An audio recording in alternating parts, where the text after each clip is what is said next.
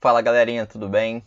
João Soares aqui, professor de Biologia do Enem 360. Hoje nós iremos resolver mais algumas questões de Biologia do Enem. Mas não se esqueçam, galera, de se inscrever aí no nosso canal, de curtir nossas videoaulas.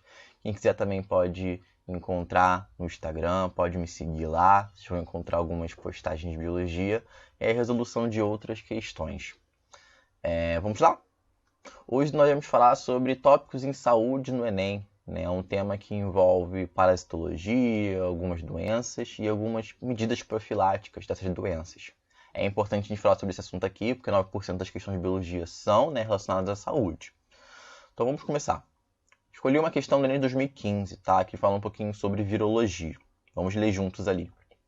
Tanto a febre amarela quanto a dengue são doenças causadas por vírus do grupo dos arbovírus, pertencentes ao gênero de flavivírus, existindo 4 sorotipos para o vírus causador da dengue. A transmissão de ambas acontece por meio da picada de mosquitos, como a Aedes aegypti. Entretanto, embora compartilhem essas características, hoje somente existe vacina no Brasil para a febre amarela e nenhuma vacina efetiva para a dengue.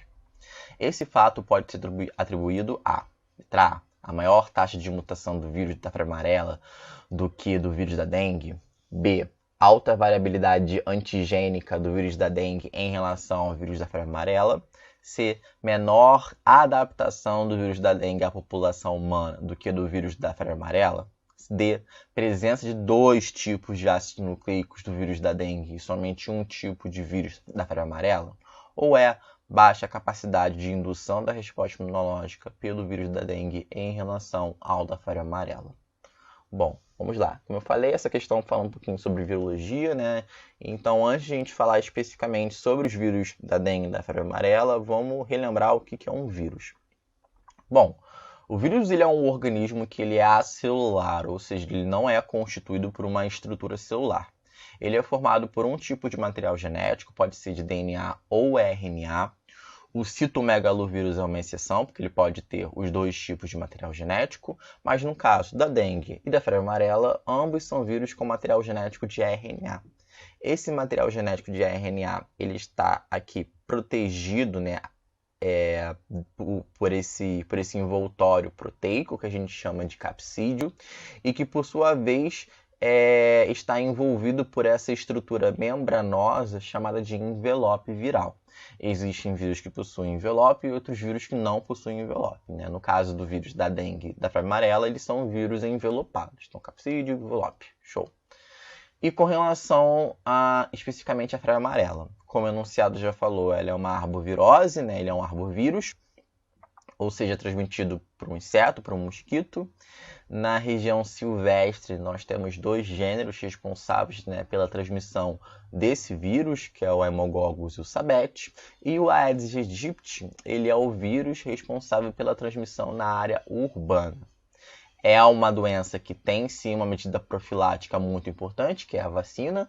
Você basicamente inocula um vírus atenuado, que vai levar à ativação de linfócitos B, que irão começar a produzir anticorpos. Esses anticorpos eles se ligam especificamente ao vírus, neutralizam aquele vírus, impedem com que ele se replique em outras células e vão auxiliar na destruição desse vírus.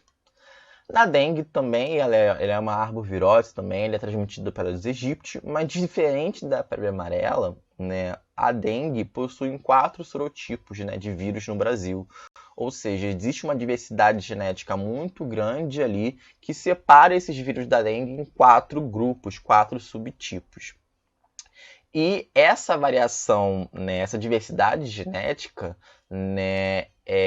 leva a uma variação antigênica muito grande entre esses subtipos de vírus da dengue. Ou seja, existem proteínas virais ali que são específicas de cada um. Por isso que eles são separados em 4 subtipos, E aí, qual é o problema, Aí eu fiz esse esquema aí para a gente conseguir entender qual seria esse problema dessa alta variação antigênica. Então, eu tenho aqui 2 subsorotipos de vírus da dengue. Vamos dizer que esse é sorotipo 1, esse é sorotipo 3. Eles possuem proteínas diferentes, existe uma variação antigênica ali. E vamos dizer que essa pessoa entrou em contato com o vírus, com o sorotipo 1, e ela vai começar a produzir então anticorpos para esse sorotipo Esses anticorpos vão neutralizar aquele vírus e vão auxiliar na sua destruição, e a pessoa fica imune a esse sorotipo. Mas caso a pessoa entre em contato com o sorotipo do 3, por exemplo, esses anticorpos, né, eles podem se ligar a esse sorotipo 3 aqui, só que esses anticorpos não são específicos para o sorotipo 3. Né? Então vai ser uma ligação ali inespecífica. E essa ligação inespecífica não vai garantir imunidade para esse novo sorotipo. Algumas vezes pode até agravar a doença por conta dessa ligação ali. Porque essa ligação não vai neutralizar o vírus e não vai impedir que ele infecte outras células. Né? Então, anticorpos específicos para um determinado sorotipo, para um determinado subtipo, não garante imunidade para um outro subtipo. E pode até mesmo agravar a doença por causa disso. Ou seja, né, por que a vacina da dengue, né, ainda não existe uma vacina efetiva na dengue? Exatamente porque quando você induz a imunização de um determinado sorotipo, esses anticorpos produzidos para esse sorotipo não vai garantir imunidade para o outro sorotipo, devido a essa alta variação antigênica que existe entre os sorotipos do vírus da dengue. Logo, a alternativa ali que explica, né, essa ausência de uma vacina efetiva para a dengue é a alternativa B, que é a alta variabilidade antigênica do vírus, que dificulta a produção de uma vacina efetiva. Tá? Vamos para a próxima questão? A próxima questão é uma questão de genética, tá? Lembrando que cai também genética no Enem, não em grande quantidade, mas 6% das questões de biologia são relacionadas à genética. Essa questão que eu escolhi é a do Enem 2018, que é a questão 127, mas é uma questão que também aborda outros assuntos, né, como botânica e algumas técnicas de biologia molecular. Mas eu vou sinalizando para vocês aqui. Vamos ler ali.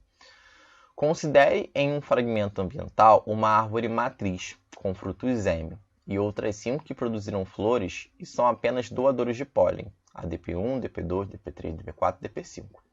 Foi excluída a capacidade de autopolinização, né, das árvores.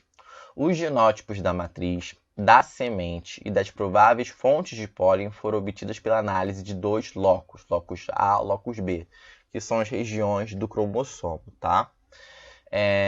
Então foram obtidas para análise de 2 locus de marcador de DNA conforme a figura. Essa figura ali é uma figura que está esquematizando um gel de eletroforese, que é uma técnica de biologia molecular para identificar fragmentos de DNA, né, que são esses alelos aqui. E cada banda preta aqui, cada faixa preta representa um alelo, representa um fragmento de DNA desses diferentes indivíduos. Então tem daqui da árvore matriz, da semente e dos doadores de pólen, né?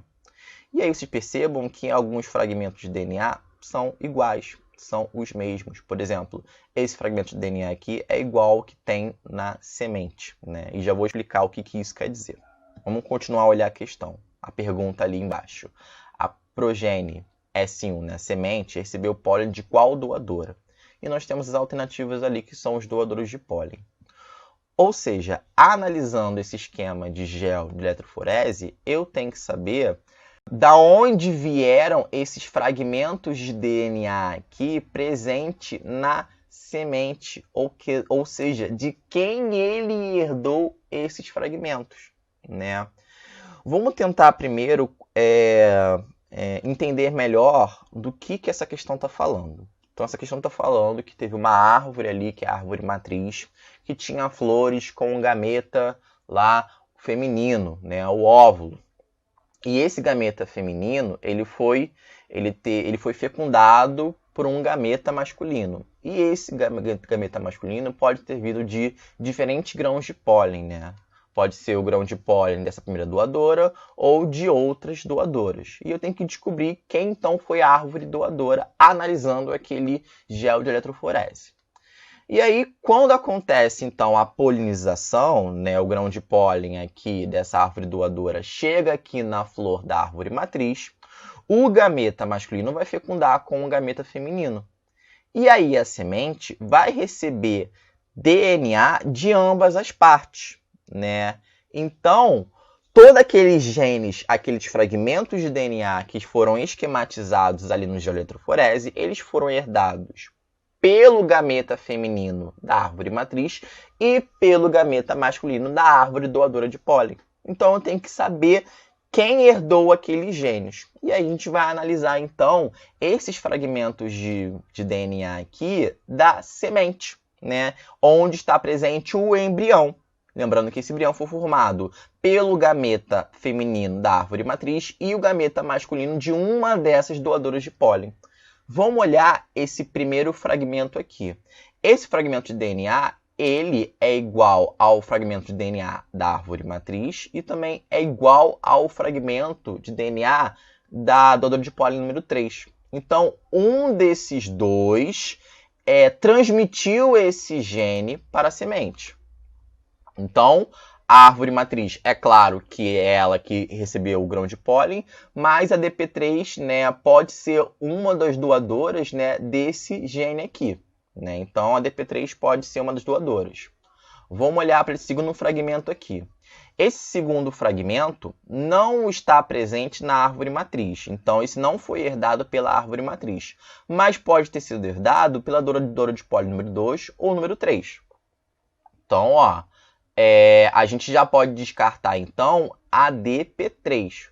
Porque esse gene não está na árvore matriz, então não foi algo herdado pela árvore matriz, então só pode ser herdado pela doadora de pólen. E essa doadora de pólen número 3 não tem esse gene. Então, a gente já pode descartar esse aqui. Provavelmente esse fragmento aqui, o primeiro fragmento, foi herdado pela árvore matriz, tá? Vamos olhar agora esse terceiro fragmento de material genético. Esse fragmento de material genético ele pode ter sido herdado pela árvore matriz ou, provavelmente, pela DP5. Então, percebam, a DP5 possui dois fragmentos de DNA que são iguais à semente. Né? Então, provavelmente, foi ela que doou o grão de pólen.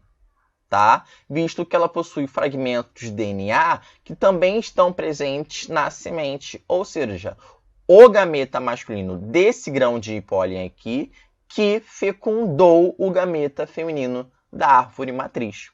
Então, a doadora de pólen seria a número 5, visto que ela possui fragmentos de DNA que também estão presentes na semente. Então, foi ela que Então, a semente herdou os fragmentos de DNA da doadora de pólen número 5.